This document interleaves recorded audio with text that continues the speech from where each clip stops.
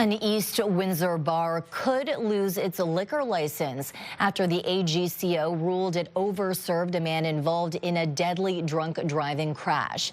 It raises a tough question. How much responsibility should a bar bear if someone they serve gets behind the wheel? CTV News previously spoke with one local legal expert on this issue, and tonight we revisit that conversation.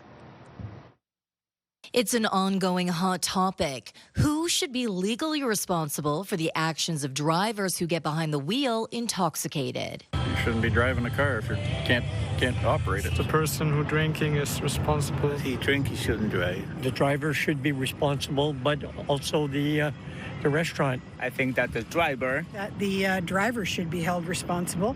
But Kathleen Rushello says restaurants, bars, and their servers should also take accountability. They're all supposed to take smart serve and should be in tune with who they're serving.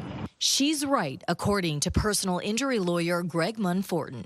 If a server is convicted under the Liquor License Act for over-serving a patron to the point of intoxication or beyond, he or she is liable to be fined up to as much as $100,000, as well as up to 1 year in prison.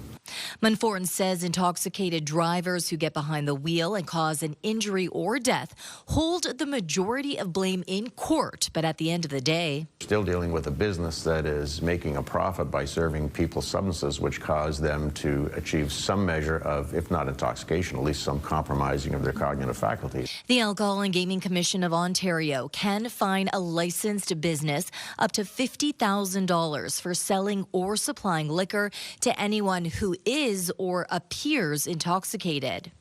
According to SmartServe Ontario, servers are responsible for an individual long after they leave the bar. They are actually responsible until that person is no longer drunk. Munforton's message to drivers: just don't drink and drive. If you cause an injury and a court concludes that you were intoxicated, that could very likely also compromise your own insurance coverage. That will give your insurance company the argument that they are entitled to deny coverage for you, in which case you could end up losing your house, your job. You could lose everything. I still think the restaurant should be held responsible, but it's also the person that's doing the drinking. Like, there's no excuse for drinking and driving. There's all sorts of places and people that you can call, and you should not get into a vehicle. Windsor police officials say you at home can also play a role in keeping roadways safe by contacting 911 immediately if you suspect an impaired driver on the road. So how do you feel about this? Should establishments be legally responsible for drivers who get behind the wheel while intoxicated? Go to our website to cast your vote, ctvnewswindsor.ca.